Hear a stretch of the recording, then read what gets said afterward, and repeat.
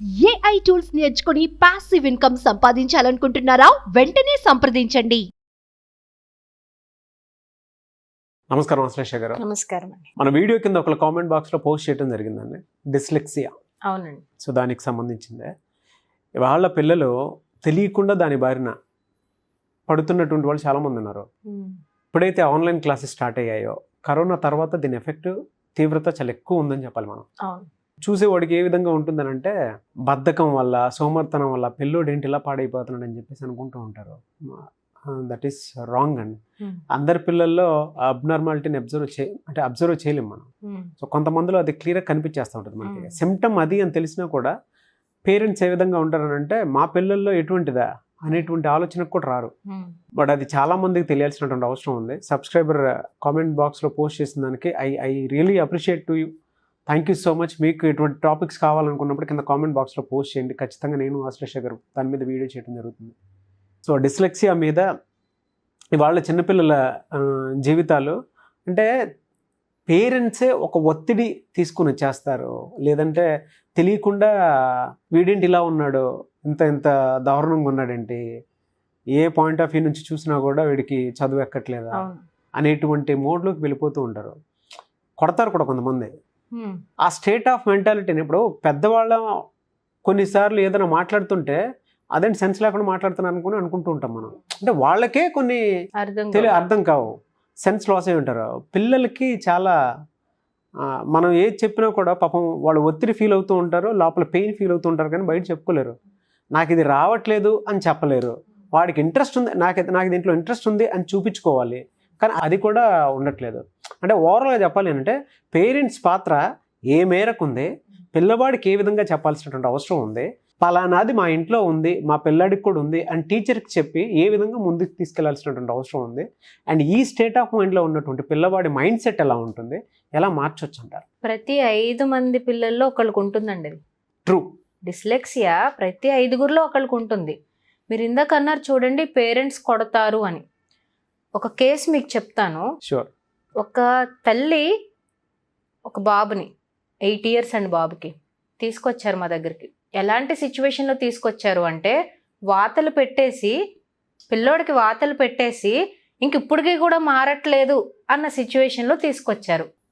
ఏంటండి ప్రాబ్లము అని అడిగితే, నేను చేయగలిగిన ప్రయత్నాలు అన్నీ చేసేసాను, కొట్టేశాను, తిట్టేశాను, ఇదిగోండి కోపం ఆపుకోలేక చేతిపైన వాత కూడా పెట్టాను, ఇంకా హెల్ప్లెస్ సిచ్యువేషన్లో నేను మీ దగ్గరకు వచ్చాను అని అన్నారు. ఏంటి ప్రాబ్లం ఏంటండి అంటే, నేను మార్నింగ్ నుంచి ఈవినింగ్ వరకు కష్టపడతానండి, వాడు సాయంత్రం వచ్చేటప్పటికి ఏం కావాలి, వాడేం తింటాడు, వాడి కోసం వాడి యూనిఫామ్స్ రెడీ చేయడం, ఇవన్నీ చేసి వాడి ఇంటికి వచ్చిన తర్వాత టీచర్ ఇచ్చిన ఒక్క హోంవర్క్ చేయించడానికి నేను పక్కన కూర్చుంటే వీడు కనీసం ఒక్క 10 నిమిషాలు కూడా దాని మీద ఫోకస్ పెట్టి నేను అక్కడ ఏముందో చదవమంటే చదవలేకపోతున్నాడని నాకు ఇంక అక్కడ కోపం వచ్చేస్తుంది. మేమేమో ఇంత కష్టపడి ఇంతంత ఫీజులు కట్టి స్కూల్లో జాయిన్ చేస్తున్నాము, కనీసం 2 లైన్లు కూడా చదవలేకపోతున్నాడండి, స్కూల్లో బాగానే చెప్తున్నారు, నాకు ప్రాబ్లం అర్థం కాక ఫ్రస్ట్రేషన్లో ఇంత పని చేశానండి అని వచ్చారు. ఆ పేరెంట్ని ఏమనాలో నాకు అర్థం అవ్వలేదు ఆ రోజు. అంటే ఏదైనా పిల్లోడు చెయ్యట్లేదంటే ఒక కారణం ఉంటుంది కదండి. ఎగ్జాక్ట్లీ. ఆ కారణం తెలుసుకునే బాధ్యత కదా మనది. అంతేగాని కొట్టేయడం వల్ల, తిట్టేయడం వల్ల, వాళ్ళని అలా హెరాస్ చేసేయడం వల్ల వాళ్ళకి ఏం మిగులుతుంది? ఈ రోజు ఈ మర్చిపోతుందా? ఈ మర్చిపోతుందా పిల్లోడు మదిలో? పోదండి. ఈ డిస్లెక్సియా, డిస్గ్రాఫియా, డిస్కాలిక్లియా వీటిని లెర్నింగ్ డిజబిలిటీస్ అంటామండి. వాళ్ళు చూడడానికి చక్కగా ఉంటారు, ప్రతి యాక్టివిటీ అద్భుతంగా చేస్తారు, మంచి ఐక్యూ కూడా ఉంటుందండి వాళ్ళకి. కానీ ఆ చదివే టైంలో మ్యాథ్స్ చేయలేని వాళ్ళకి డిస్కాలిక్లియా, రాయలేని వాళ్ళకి కొంచెం డిస్గ్రాఫియా, ఇలా చదవడం పైన ప్రాబ్లం ఉన్న వాళ్ళకి డిస్లెక్సియా, ఇలాంటి డిజబిలిటీస్ ఉన్న విషయం పేరెంట్స్కి తెలియక వీడు చెయ్యట్లేదు, వీడు చదవట్లేదు, వీడు రాయట్లేదు అని ప్రెషర్ పెట్టేయడము, వాళ్ళని కొట్టడం చేసేస్తున్నారు. నిజంగా మీరు అన్నట్టు ఈ వీడియో చేయమని అడిగిన ఆ మ్యామ్కి చాలా థ్యాంక్స్ చెప్పాలి మనం. ఎందుకంటే ఈరోజు అందరూ తెలుసుకోవాలి దీని గురించి. డిస్లెక్సియా, డిస్గ్రాఫియా ఇలాంటి డిజబిలిటీస్ పిల్లల్లో ఒక వరం కూడాను. అది ఒకవేళ ఇలాంటి ఒక డిజబిలిటీ ఉంటే వీళ్ళల్లో చాలా సూపర్ పవర్ ఏదో వేరేది ఉంటుందండి, అది ఫైండ్ అవుట్ చేసుకోవాలి మనం. ఈ వాళ్ళ వీడియోలో నేను మీకు కొంతమంది ఎమినెంట్ పర్సనాలిటీస్ నేమ్స్ చెప్తాను మీకు. షూర్. వాళ్ళకి ఇది ఉందని తెలిస్తే మీరు అవునా ఇలాంటి వ్యక్తులకు కూడా ఇది ఉందా, ఇది ఉండి కూడా ఇంత గొప్ప వాళ్ళు అయ్యారా అనే సర్ప్రైజ్కి మనం గురవుతామండి.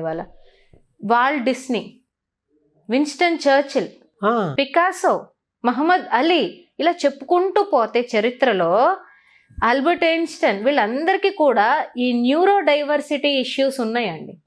కానీ వాళ్ళ పేరెంట్స్ వాళ్ళని హింసించేసో వీళ్ళకి వాళ్ళు సఫర్ అయిపోయో ఉండుంటే ఈరోజు ప్రపంచం అంత గొప్ప గొప్ప మనుషుల్ని చూసిండేదా? లేదు. కాబట్టి పిల్లల్లో ఏదైనా డిజబిలిటీ ఉంటే ఫైండ్ అవుట్ చేసుకోవాలి.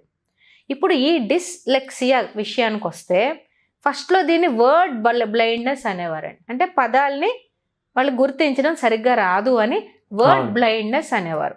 మీరు అన్నట్టు కోవిడ్ తర్వాత పేరెంట్స్ పక్కన కూర్చుని ఆన్లైన్ క్లాసెస్ వినడము, పిల్లోడు ఐడెంటిఫికేషన్ ఆఫ్ లెటర్స్ ఎలా చేస్తున్నాడో పక్కన కూర్చుని చూడడం వల్ల ఇంకొన్ని ఎక్కువ కేసెస్ బయటకు పడ్డాయి. అసలు ఇది రావడానికి రీజన్ ఏంటంటే, as I told you, it is a neuro problem and బ్రెయిన్లో బ్రోకాస్ అని ఒక లోబ్ ఉంటుందండి. ఆ ఏరియాలో మనం మాట్లాడే speech and language processing abilities and network అక్కడ ఉంటుంది. అక్కడున్న చిన్న డిస్టర్బెన్స్ వల్ల వాళ్ళు మనం చూసే విధంగా వాళ్ళు చూడలేరు. మీకు ఒక చిన్న లైన్ చూపిస్తాను, ట్రై టు రీడ్ ఇట్. ఓకేనండి, ఇది ఉంది కదండి, ఒక్కసారి చదవడానికి ప్రయత్నించగలరా? The bottom line, it diet exist something ఏదో అలా ఉందండి. వాడు జనరల్గా చెప్పాలి అని అంటే అది నాకు కన్వే అవుతుంది. The bottom line at that it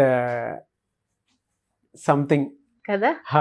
మన బ్రెయిన్ అంటే డిస్లెక్సియా ఉన్న పిల్లలకి మనం ఏదైనా టెక్స్ట్ చూపించినప్పుడు ఇక్కడ ఏదో టెక్స్ట్ అని వాళ్ళకి తెలుసు, ఇక్కడ ఏదో రాసుందని వాళ్ళకి తెలుసు, కానీ వాళ్ళ బ్రెయిన్ ఈ లాంగ్వేజ్ ని ప్రాసెస్ చేసుకోవడానికి సహకరించరు.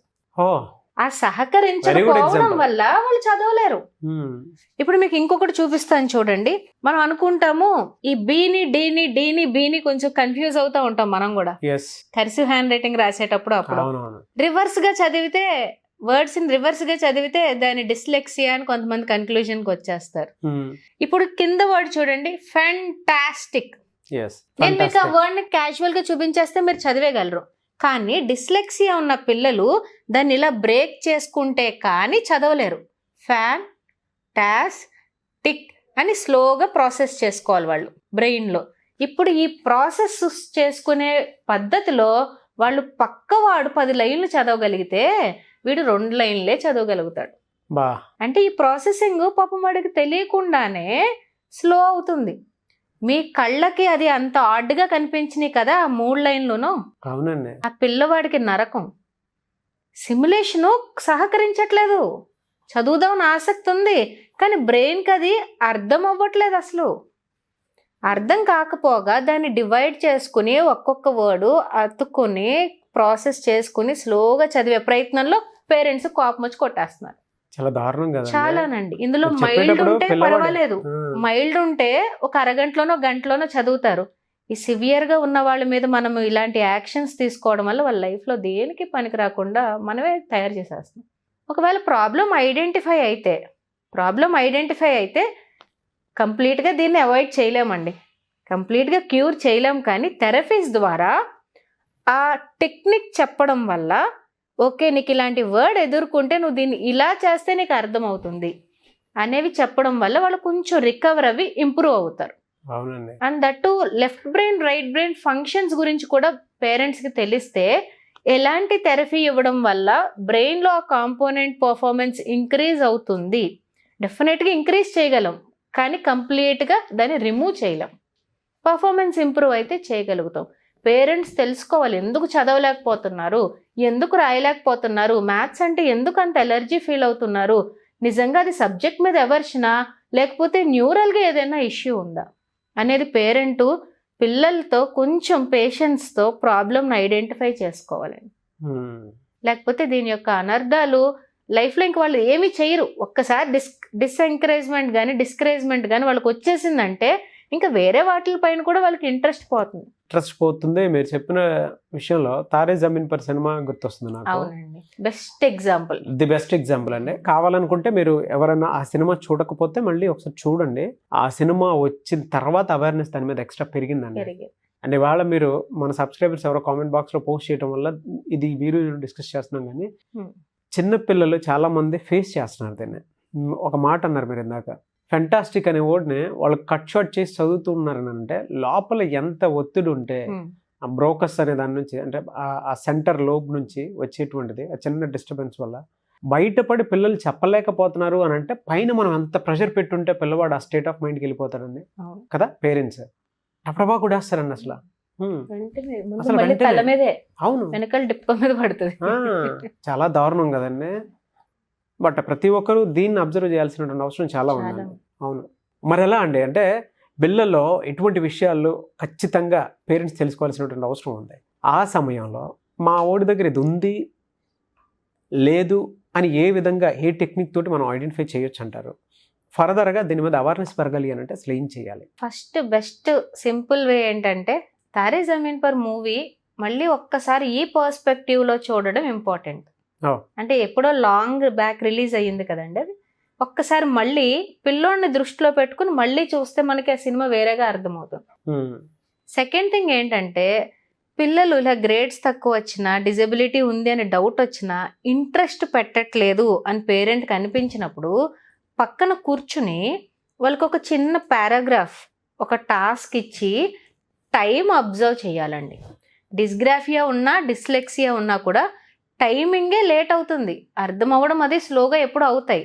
కానీ అందరి స్టూడెంట్స్ లాగా ఒక నామినల్ యావరేజ్ టైంలో వీళ్ళు చేసుకోగలుగుతున్నారా లేదా అనేది కనీసం ఒక 1 వీక్ అయినా అబ్జర్వ్ చేస్తే, ఎందుకంటే ఒక్కొక్క పూట ఇంట్రెస్ట్ లేకపోవచ్చు, ర్యాండమ్గా మనం కన్క్లూజన్ జంప్ అయిపోకూడదు. ఇప్పుడు చదవలేదు కాబట్టి ఇది డిస్లెక్సియా అని చెప్పి. సో ఒక 1 వీక్ మనం అబ్జర్వ్ చేయగలిగితే వాళ్ళకి పేరెంట్కి ఒక అవగాహన వస్తుంది. పక్కన కూర్చుని టైం మానిటర్ చేసి ఒక పారాగ్రాఫ్ ఇవ్వాలండి. ఒక రోజు 1 అవర్ అండి, 45 minutes to 1 hour. ఇలా చేశాక కూడా పేరెంట్ హెల్ప్లెస్గా ఫీల్ అయ్యి ఏమీ అర్థం కాకపోతుంటే ఒక్కసారి ముందు టీచర్ని కన్సల్ట్ చేయాలి. క్లాస్లో కూడా ఇలాగే ఉంటున్నాడా? ఒక్కొక్కసారి టీచర్ చెప్తారు క్లాస్లో భలే ఉన్నాడండి, మీరు చెప్పినవి ఏమి మేము క్లాస్లో చూడట్లేదు అని. అందుకని ఒక్కసారి టీచర్తో క్రాస్ చెక్ చేయాలి. ఒకవేళ టీచర్ కూడా మేము ఇది అబ్జర్వ్ చేసామండి అన్నప్పుడు పేరెంట్ ఒక రిక్వెస్ట్ చేయాలి. ఫస్ట్ ఏదో కొంచెం ఇబ్బంది ఉందండి ఇక్కడ, మీరు బాబు మీద ఎక్కువ ప్రెషర్ పెట్టేసి పనిష్మెంట్స్ అవి ఇవ్వకండి, వీ విల్ హ్యాండిల్ ఇట్. మనం అందరం కూడా ఒక సొల్యూషన్కి వచ్చే వరకు బాబు మీద ప్రెషర్ పెట్టొద్దని టీచర్కి ఒక కాషన్ నోట్ ఇవ్వాలండి. ఇంకా ఐడెంటిఫై చేసుకోలేకపోతున్నాం, ఇది మైల్డా, మోడరేటా, సివియర్గా ఉందా అని అనుకున్నప్పుడు డెఫినెట్గా ఒక సైకాలజిస్ట్ని, థెరపిస్ట్ని కన్సల్ట్ చేయడం very much important and need of the hour అండి. వాళ్ళని కన్సల్ట్ చేస్తే మాలాంటి వాళ్ళు ఏమవుతుంది అంటే ఆ బాబు యొక్క స్పీడ్ టెస్ట్ చేస్తాం ఫస్ట్. అది మైల్డా, మోడరేటా, సివియరా అనేది మా దగ్గర ఉన్న టెస్టింగ్ ప్రాసెస్లో మేము టెస్ట్ చేస్తాం. టెస్ట్ చేసిన తర్వాత ఇంటర్వెన్షన్ సజెస్ట్ చేస్తాం. ఈ ఇంటర్వెన్షన్స్ అన్నీ కూడా ఇంట్లోనూ చేసుకోవచ్చు, 1-to-1 ట్యూటర్ని పెట్టుకుని చేసుకోవచ్చు, టీచర్ హెల్ప్తో కూడా చేయొచ్చు అండి. ఇవేమి పెద్ద పెద్ద సైకలాజికల్ సెట్టింగ్స్లో కూర్చోపెట్టేసి చేసేసేవైతే ఏమీ కాదు. బట్ ఇంటర్వెన్షన్ ఒక్కొక్క స్టూడెంట్కి ఒక్కొక్క విధంగా ఉంటుంది. అందరికీ మనం ర్యాండమ్గా ఒక గ్రూప్ సొల్యూషన్ అనేది ఇచ్చేయలేము ఈ సెట్టింగ్లో. ఓకే, అప్పుడప్పుడు బాబు ఐక్యూ కూడా టెస్ట్ చేయవలసి వస్తుంది. అండ్ ఒకవేళ ADHD and dyslexia, ADHD and dysgraphia కలిపున్న కేసెసే ఎక్కువ అబ్జర్వ్ చేస్తున్నామని. సో వేరే ఫ్యాక్టర్స్ కూడా ఏమైనా ఉన్నాయో లేదో కూడా పేరెంట్స్ గమనించుకోవాలి. సో మీరు చెప్పిన దాని ప్రకారం రోజు ఒక 45 minutes to 1 hour పక్కన కూర్చొని అబ్జర్వ్ చేసి వాళ్ళు ఏ విధంగా బిహేవ్ చేస్తున్నారో టైమింగ్స్ నోట్ చేసుకొని టీచర్ని కన్సల్ట్ అయ్యి, సో అది మైల్డా, మోడరేటా, ఎక్స్ట్రీమియరా, సివియరా అనేది తెలుసుకోవాలనుకుంటే మీ ఇలాంటి వాళ్ళ దగ్గర ఒక కన్సల్ట్ అయితే సరిపోతుంది. వెరీ గుడ్ ఐడియా అండి. Thank you so much Ashlesha గారు. Thank you. సుమన్ టీవీలో మీ పర్సనల్ అండ్ బిజినెస్ ప్రమోషన్స్ కోసం కింది నెంబర్కి కాంటాక్ట్ చేయండి.